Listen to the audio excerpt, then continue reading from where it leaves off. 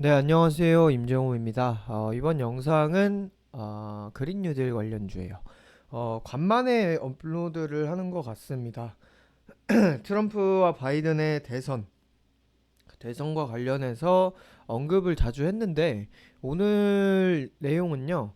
일단 트럼프와 바이든 관련한 내용도 살짝 있고 그와 관련해서 쭉쭉쭉 글로벌적으로 그린 뉴딜에 투자하고 있는 그런 상황 그 상황들과 종목들, 대장주들의 그런 위치 그리고 이와 관련해서 매매해볼 만한 종목 뭐 그 정도를 소개를 해보는 시간을 가지려고 합니다. 자, 일단 중요한 게 하나 생겼어요. 바이든이 일단은 대선에서 승리를 했고 트럼프가 불복 선언을 하면서 아직까지는 약간 찜찜한 뭐 그런 분위기로 미국이 불확실성을 안고 가고 있었는데 그럼에도 뭐 증시 자체야 백신 이슈도 있고 하면서 계속 달리게 됐습니다. 근데 여기서 트럼프가 아직까지 불복 선언을 완전 철회를 하고 인정을 한 것까진 아니에요. 인정을 한 것까진 아닌데 근데 갑자기 바이든 정권 인수 절차 협력을 해라 라고 지시를 했다는 서한을 보냈다고 합니다. 대선 20일 만에 인수 절차 협력 나서 대선 승복은 아직 하지 않았습니다. 그렇기 때문에 뭐 완전하게 미국 대선의 그런 불확실성이 끝났다라고 보기는 속단하기는 조금 어려운데 뭐 트럼프가 뭐라도 하나 잡으면은 또 뒤집을 수는 있는 거예요. 하지만 당장에는 일단 협력 지시를 했다는 거는 얼추 어떻게 해볼 수 없다는 걸 인정을 하는 분위기로 가는 거고 이렇게 가는 거는 뭐 증시에든 아니면 이제 바이든 관련주로 상승하는 뭐 오상첨단 소재나 뭐 그린 뉴딜 관련주나 이런 어 테마 몇 개의 그런 그러니까 바이든 관련 테마라고 하는 그런 종목들의 호재성 이슈가 될 수 있는 거죠. 뭐 호재성이라고 해서 바이든이 인수절 아니 트럼프가 협력 지시를 하라고 했다고 해서 막 오늘 막 미친 듯이 뛰고 이런 급등은 아니죠. 왜냐면 이미 상승한 것도 많고 이미 상승폭도 크고 그리고 이 내용으로 인해서 뭐 그린 뉴딜이 막 성장하는 게 아니라 어차피 이게 아니더라도 그린 뉴딜을 밀고 갈 것으로 계속 예측이 돼 가고 있던 상황이기 때문에 하지만 긍정적으로 우리가 평가할 수 있는 내용이라는 거 그런 내용인 거 하나 확인하시면 되겠고 자 그리고 이제 바이든 기후특사의 대선 후보 진행 캐리 바이든은 당선 시 가장 먼저 한다는 게 파리 기후 협약에 재가입한다는 그런 내용으로 많이 알려져 있습니다. 근데 여기서 이 캐리라는 인물은 기후 특사로 이제 임명이 되는데 캐리는 지난 파리 기후 협약에 정권에서 이제 영향력이라고 해야 되나? 주도를 했던 인물이에요. 기사에 있나 확인을 해볼까요? 여기 캐리에 대한 설명이 있네요. 나오겠네요. 민주당 대선 후보를 지냈고 오바마 행정부에서 마지막 국무장관을 역임했다. 국무장관을 맡기 전인 상원 의원 시절에는 외교위원장을 지낸 거물급 인사다. 정권을 잡은 뒤 탈퇴한 파리 기후 협약이 오바마 행정부에서 체결될 때 이를 주도한 미국 정부 대표였다라고 얘기하죠. 네, 방금 했던 그 내용. 이것마저 당연히 그린 뉴딜 관련주의 긍정적인 모멘텀 그리고 바이든이 재무장관 옐런 전 연준 의장 낙점 첫 여성 재무장관이라는 내용인데 뭐 이로 인해서 지금 코스피가 또 재무장관이 옐런이 됐다고 해서 뭐 또 고점을 찍었다 이렇게 뭐 이렇게 기사도 나오고 하는데 이 인물도 탄소세를 지지를 하던 인물입니다. 그러니까 뭐 지금에서 지지하는 게 아니라 지지를 해서 민주당에서 눈여겨보던 호감을 가지던 인물이라고 보시면 돼요. 이것도 아마 있을 것 같은데요. 최초의 재무장관이 된다. 빌 클린턴. 저도 제목만 보고 일단 가져온 거라서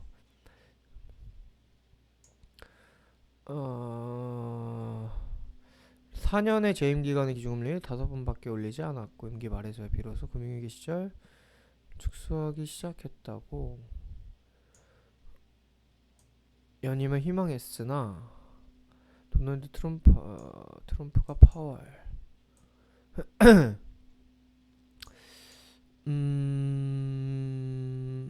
대선 전 카밀라 해리스 부통령 후보와 바이든에게 경제 정책에 관해 조언을 했다고도 뭐 알려져 있네요.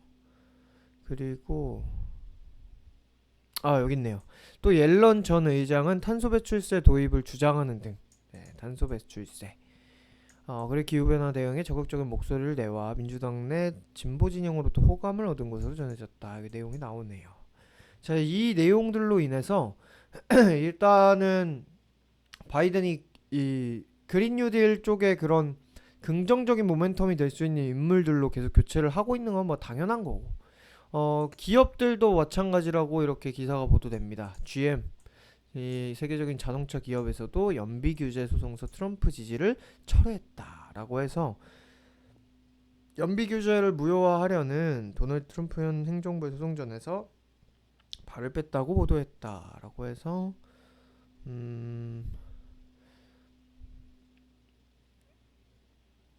지금 바이든 당선인이 최근 우리가 전기차로 전환함으로써 자동차 시장을 다시 차지할 수 있다고 믿는다고 말했다. 우리는 여기에 전적으로 동감한다. 라고 하면서 바이든 당선인을 의식한 듯한 모습을 보였다. 뭐 이런 내용도 있고요. 뭐 미국뿐만 아니죠. 다른 기업들도 많은데 또 영향력이 큰 중국. 시진핑 2060년 탄소 중립 회의론 속 말한 건 꼭 지킨다. 기후변화 대응 강도 높여야. 사실상 우리나라 입장에서는 중국 이놈 자식들이 가장 약간 뭐 망치는 애들이다 막 이렇게 욕도 많이 하는데, 뭐 중국에서도 이렇게 그린 뉴딜을 개발을 하려고 하는 그런 움직임을 보시면 되겠고, 우리나라 당연히 마찬가지. 우리나라도 또 오늘 이슈가 있는데 오스테드라는 이 세계 1위 해상풍력 개발 업체가 우리 영종도일 거예요. 이 기사에는 안 나와 있습니다. 근데 영종도에 그 해상풍력 건설을 추진하는 계약일 거예요. 이게 LS 전선뿐만 아니라 현대, 포스코 그리고 이제 중소형에서는 뭐 삼강 M&T, CS 윈드 이런 기업들까지 같이 계약이 돼 있는 걸로 제가 확인을 했고요. 우리나라도 이렇게 하고 있다는 그런 내용까지 확인하시면 됩니다. 자, 그래서 제가 오늘 전달을 하고 싶은 내용은 뭐냐면요. 일단 그린 뉴딜 관련주가 원래라는 건 없지만 보통은 대통령이 이렇게 되더라도 막 대통령이 되기 전에 그 대통령이 추구하는 사업과 관련해서 이렇게 기대감 있게 먼저 움직이는데, 그리고 나서는 또 좀 시간이 걸리고 뭐 조정을 받든 기간 조정을 받든 가격 조정을 받든 시간이 걸리고 나중에 투자 소식이 조금씩 나오고 성장을 하고 하면서 살아나는 게 일반적이긴 한데 근데 그린 뉴딜 같은 경우 지금 안 죽고 있어요. 물론 고가를 미리 찍고 나서 돌파를 하지 못한 종목들도 있지만, 태양광과 관련해서 뭐 신성 ENG 같은 애들은 고가도 최근에 찍고, 이거 뭐 바로 바이든 대선 다음날, 대선이 3일이었구나. 다음날이 아니네요. 일주일 뒤. 제가 지난 대선 2016년 11월 9일을 생각한 것 같은데, 네, 무튼 3일에 하고 일주일 뒤에 이렇게 또 고가를 찍고 이날 또 상한가에 가고 이렇게 해서 올라온 종목도 있고 한데, 결국에는 아직 안 죽었어요. 추세가, 파동이. 얘네가 여기서 어떻게 가느냐가 중요하겠죠. 근데 사실 좋은 내용들이 너무 많이 나오고 하더라도 이 자리에서 그렇다고 그린 뉴딜을 하는 게 뭐 단기 매매로는 해볼 수 있지만, 내가 정말 이 산업을 보고 장기적으로 매매를 하는 게 사실 어려운 자리입니다. 워낙 좋은 종목들이 많고 그린 뉴딜 관련주도 되게 많아요. 근데 얘네가 시가총액에서 총 차지하는 비율이 높지가 않아요. 충분히 더 갈 수도 있는데, 워낙 세계에서 지금 먹거리로 하는 게 그린 뉴딜이다 보니까 할 수는 있는데, 대장주들은 조금 위치가 아까 얘기한 것처럼 뭐 단기 매매 해볼 수 있지만 좀 장기적으로, 또는 스윙인데 매수를 해놨는데 만약에 뭐 급락이 나온다 그러면은 되게 버티기가 힘든 그런 자리거든요. 아직까지 제대로 쉬어간 자리가 없어서 그래서 제가 권하고 싶은 거는 후발주들이 이제 교체를 또 대장주들이 쉬어갈 때 또 후발주들이 올라온다든지 워낙 많은 종목이 있다 보니까 그렇게 또 돌아가면서 또 막 슈팅이 나오는 그런 장세가 나올 수도 있다고는 봐요. 만약 그린 뉴딜이 이대로 단시간 안에 조정 기간을 가지는 그 조정에 시작되지 않고 이대로 그냥 유지가 되고 또는 돌아가면서 또 상승을 하고 뭐 태양광 같다 풍력 같다 뭐 이런 식으로 막 가면은 그래서 제가 추천하고 싶은 거는 후발 종목들 태양광에서도 뭐 대성 파인텍 이런 애들도 사실 지금 이렇게 보면 많이 상승한 것 같지만 뭐 이런 고가와 비교를 할 수는 없습니다. 저때 태양광 뭐 AK에서 간 거는 아니죠. 물론 뭐 반기문 관련주로도 갔었고 한 뭐 그런 내용이 있는 종목이다 보니까. 근데 이제 대성 파인텍 같은 경우는 제대로 좀 세게 추세가 시작된 게 9월 달부터예요. 근데 유니슨 같은 애들을 보면은 이미 여기서부터 5월에서부터 더 세게 더 앞으로 가보면은 이때부터 그리고 이 전에도 뭐 살짝 슈팅이 있다가 결국 이때 제대로 시작을 했단 말이에요. 거래량 터지면서. 그래서 이 시점이 조금 늦게 출발을 했지만 늦게 출발을 했더라도 상한가도 나오고 하면서 뭐 추세가 나오면 그냥 얘는 뭐 이제 종목 자체를 안 보고 그냥 제가 이렇게 후발 종목 얘기로 하는 거예요. 근데 이제 이런 종목 말고 기업 자체를 보더라도 KPF 같은 종목을 보시면요.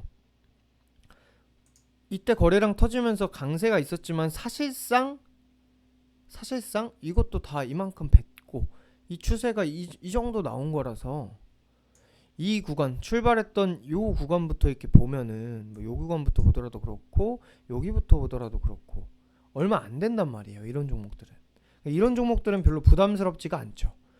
근데 무조건 뭐 후발주를 잡아야 대장주는 많이 올랐으니까 후발주를 잡아야 된다 이런 내용이 아니라 기업 자체를 놓고 평가를 하더라도 KPF 같은 종목은 일단 이익이 잘 나오는 기업입니다. 물론 올해는 코로나 때문에 코로나 영향인지 그 정도까지는 뭐 체크를 막 자세하게 할 필요는 없고 뭐 올해가 뭐 실적 성장세를 막 유지하면서 가고 그런 추세는 아니에요. 하지만 애초에 일단 실적 자체는 되게 양호한 기업인데 뭐 부채 비율 낮고 유보율은 많고 이런 거를 뭐 부채 비율이 또 그렇다고 아예 없는 건 아니기 때문에 뭐 투자를 또 아예 안 하는 기업도 아닌 거고 어차피 그린 뉴딜 같은 경우는 왜 CS 윈드 그러니까 무튼 이렇게 유보율도 많고 뭐 이익도 내고 그린 뉴딜에 이런 자 제가 이런 건 잘 얘기를 안 했는데 뭐 PER, PBR 보더라도 되게 낮은 편입니다. PER 같은 경우는 업종 평균을 봐야 되는데 대장주들을 몇 개를 보면은 얘는 지금 적자라서 PER이 안 잡히네요. 신성 ENG 얘는 지금 78이에요. 이런 식으로. 근데 PBR은 뭐 동일하게 이렇게 높은 편은 아니네요. 무튼 KPF가 지금 되게 이런 지표로도 되어 있는 기업이고 그냥 다른 그린 뉴딜 관련주 대비 상승폭이 되게 없어요. 근데 얘가 그렇다고 뭐 안 좋은 기업인 잡주냐? 그것도 아니란 말이에요. 돈도 있고 이익도 내는 기업인 거고 그러다 보니까 왜 그린 뉴딜 같은 경우는 어차피 지금 계속 투자를 해야 되는 상황인 겁니다. 건설을 계속 해야 되고 뭐 계속 그냥 돈을 투자를 해야 돼요. 근데 부채 비율이 낮았죠. 이거 높아질 수가 있다고 봐요. 또는 유보율이 높으니까 그냥 본인 돈으로 쓸 수도 있죠. 그러니까 예를 들어서 CS 윈드 같은 경우가 유무상 증자가 나왔죠. 가져와서 얘도 보면은 뭐 자세하게 증자에 대해서 얘기 안 할게요. 근데 운영 자금도 있지만 시설 자금이 배죠. 몇 배? 뭐 5배 정도 되나? 네, 5배 정도 되네요. 시설 자금. 결국에 이것도 투자를 위한 해상풍력 뭐 이런 풍력 얘기도 많다 보니까 투자를 위해서 증자를 하는 시설 자금이기 때문에 이 종목들이 뭐 지금 증자 뭐 물론 유무상이라서 또 그런 것도 있지만 그래도 이제 유상증자의 그런 악영향이 전혀 지금 없는 상태죠. 물론 무상증자 같이 껴있는 것도 있어요. 이런 부분은 제가 증자 강의할 때 많이 언급을 했기 때문에 뭐 자세하게는 안 볼 거고요. 무튼 이런 식으로 일단 그린 뉴딜은 계속 투자를 해야 되는 상황인 거고 이렇게 투자가 계속 이뤄지게 되면은 어차피 뭐 지금 KPF를 우리가 오늘 얘기했는데 이런 종목이 뭐 부채 비율이 낮아서 투자가 낮다, 투자를 별로 안 한다 뭐 이렇게 볼 수 있지만 그거는 이후에 투자를 하게 되면은 어차피 또 높아지고 하니까 뭐 그 부분에 대해서는 뭐 안전하면 안전했지 뭐 문제가 될 내용은 아닌 거고. 왜냐면 또 KPF 같은 경우는 그냥 애초에 얘가 그린 뉴딜의 이 사업을 신재생에너지 사업이라기보다는 자동차 부품 사업과 산업용 화스너 사업, 화스너 제품은 건설 장비, 플랜트 사업 등 기간 산업에 기본적으로 사용되는 필수 제품 이렇게 얘기를 하죠. 결국에 얘는 부품을 조달하는 거다 보니까 네, 그렇다고 보시면 되고요. 볼트, 얘네가 예전에 한국볼트인가 그럴 거예요. 그 기업일 거예요. 그러니까 이런 종목은 그냥 종목 자체로 놓고 보면은 이런 식으로 지금 거래량이 터지면서 출발을 하는데, 그러니까 지금 바닥을 치고 추세를 돌리는 그런 자리에 초입 정도로 보시면 됩니다. 기업이 워낙 좋고 그린 뉴딜이 저렇게 제가 앞전에 쭉 우리가 기사도 보고 했던 내용처럼 계속 이런 모멘텀이 유지가 되면서 뭐 쉬어가지 않고 뭐 대장주 쉬더라도 다른 종목이 간다든지 아니 뭐 다같이 기간 조정을 거치고 가든 이런 식으로 가게 되면 얘는 사실 여기서 조정을 받을 게 크지도 않단 말이에요. 이런 애들은 상방의 가능성을 더 크게 볼 수 있죠. 그래서 제가 그린 뉴딜 쪽에서 하나 추천한 종목이 KPF 이 종목이 되겠고, 다른 종목들도 워낙 많기 때문에 볼 거는 있는데 오늘 벌써 시간이 17분이 지나가니까 그린 뉴딜 관련해서는 KPF 한 종목만 오늘은 보도록 하겠습니다. 자, 그리고 개인적으로 탄소 배출 관련주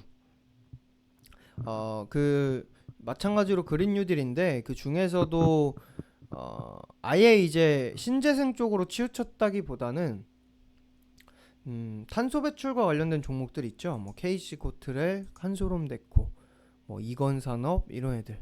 그 중에 또 에코바이오라는 이 기업이 있는데 얘도 보시면은 한솔홈데코나 KC코트렐 대비 이 가파른 상승이 조금 없었어요. 그 후발주인데, 근데 후발주라고 하더라도 얘는 뭐 수소차 쪽의 테마도 있고 이 그린 뉴딜 쪽에서도 탄소 배출 관련해서도 같이 반영은 계속 되는 애입니다. 근데 얘도 기업이 워낙 좋아서 굳이 이 자리에서 뭐 엄청난 조정을 거칠 거 없이 뭐 쉬어 가더라도 또 갈 수 있는 그런 종목으로 하나만 탄소 배출 관련해서 에코바이오까지만 더 얘기하고 이번 영상은 여기까지 하도록 하겠습니다. 자, 그러면 시간이 좀 지체됐으니까 에코바이오는 그냥 단순하게 짚기만 하고, 제가 뭐 얘기했어요. 무조건 뭐 대장주는 고가라 못 사니까 후발주를 사야 된다 이런 마인드는 아니라 그랬어요. 기업과 관련된 내용, 그리고 쉬어가거나 뭐 그런 기간 조정, 가격 조정을 거칠 때 이 종목들은 나온 게 별로 없기 때문에 이후에 부각이 된다면 또는 순환이 돈다면은 또 얘네가 대장급처럼 또 치고 올라올 수 있는 그런 종목이다. 네, 이렇게 보시면 되겠습니다. 네, 이번 영상은 여기까지 하도록 하겠습니다. 감사합니다.